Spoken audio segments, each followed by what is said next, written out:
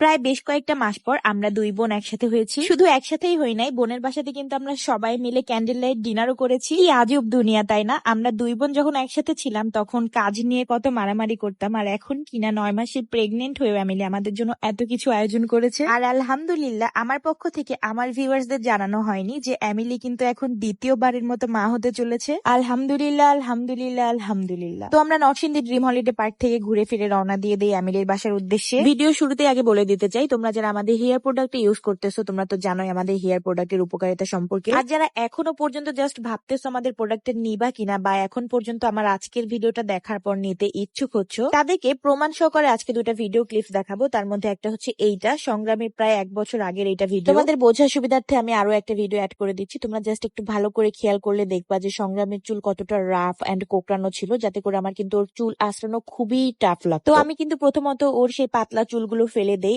And নাও দেখো এখন ওর চুলগুলা কতটা সফট, সিল্কি এবং কতটা স্ট্রেট হয়ে গেছে, বলতে গেলে একদম 90% স্ট্রেট হয়ে গিয়েছে। আমার এই প্রোডাক্টটি কিন্তু শুধু চুল স্ট্রেট করবে এটা না, আমাদের এই প্রোডাক্টটি চুল পড়া বন্ধ করবে, চুল লম্বা করবে, ঘন করবে, সিল্কি করবে, এন্ড সুন্দর একটা কালার নিয়ে আসবে চুলে। তোমরা যারা আমাদের প্রোডাক্টটি পারচেস করতে চাও অবশ্যই আমার হ্যামিলি ফ্যাশন হাউস ইনবক্স করবা, পেজটি আমি ক্যাপশনে দিয়ে রাখছি। বাবু আমরা কোথায় যাচ্ছি? খালামণির বাসায়। কোথায় যাচ্ছি? খালামণির বাসায়। লা লা লা লা লা লা লা লা লা লা লা। লা লা লা লা লা লা। লা লা লা লা লা লা।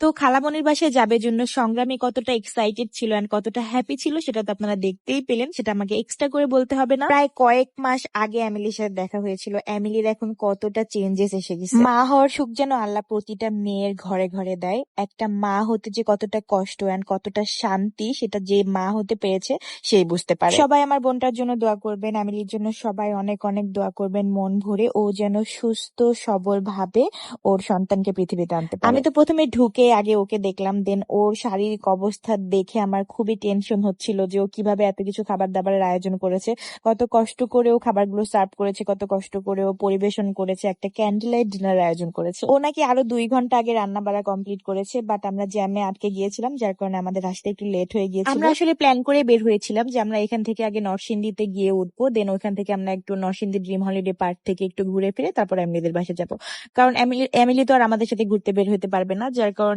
আর মেহেদি ভাইয়েরও তো হাত ভেঙে গেছে, আপনারা সবাই দেখছেন। তো হচ্ছে আমরা একটু ঘোরাফেরা করে, যদিও আমরা ঘোরাফেরা করতে পারি নাই, তারপরেও যতটুকু পেরেছি ঘোরাফেরা করে আমরা এমিলিদের বাসায় এসেছি। এখানে আমরা বেশ কয়েকদিন থাকবো। এমিলি তো আমাকে দেখেই শুরুতে বলতেছিল যে আল্লাহ রিয়াদার তুই কত বেশি মোটা হয়ে গেছিস, এন্ড আমিও বলতেছিলাম যে তুইও তো অনেক মোটা হয়ে গেছিস, যদিও তোর প্রেগনেন্সির জন্য এই পরিবর্তনটা, বাট আমার তো শুয়ে বসে খাইতে খাইতে আমি মোটা হয়ে যাচ্ছি। এই যে আরেকজনকে দেখেন, ফর্মালিটি পূরণ করার জন্য সে তার হাত ভাঙা অবস্থাতেই আমাদের জন্য ক্যান্ডেল লাইট ডিনারের ব্যবস্থা করতেছিল। এমিলি, মেহেদি ভাইয়া এন্ড আমার আম্মু মিলে কিন্তু এই সকল আয়োজন করেছিল। তো আমরা কিন্তু খুবই সারপ্রাইজড হয়ে গিয়েছিলাম যে মানে এত সুন্দর করে সে ডেকোরেশন করেছে এমিলি। আমারই কিন্তু কল দিছিল গাড়িতে থাকা অবস্থায় যে কি কি রান্না করব। আমি জাস্ট বলছিলাম যে আমার জন্য একটু মরিচ ভর্তা করিস, এন্ড মাংস খাইতে খাইতে তো আমি অস্থির, একটু ছোট মাছ থাকলে চচ্চড়ি করিস। বাট এসে দেখি তারা এত কিছু রান্না করেছে, মুরগির রোস্ট করেছিল, মুরগির মাংস করেছিল, গরুর মাংস করেছিল, ছোট মাছ চচ্চড়ি করেছিল, চিংড়ি মাছ রান্না করেছিল, মরিচ ভর্তা করেছিল, আরো কত কি। দেখছেন দেখে কিন্তু লাভ নাই, এটাই হচ্ছে বোন থাকার সুবিধা। একটা ভাই আর একটা বোন যদি এক্সট্রা বেশি থাকে তাহলে যে কত কি সুবিধা, অসুবিধা আসতে বটে, বাট সুবিধাটা একটু বেশি। আচ্ছা, আপনাদের কাছে একটা প্রশ্ন, সেটা হলো আপনারা শুরু থেকে শেষ পর্যন্ত কে কে আমার ভিডিওটা সম্পূর্ণ দেখেন একটা করে কমেন্ট করে যাবেন।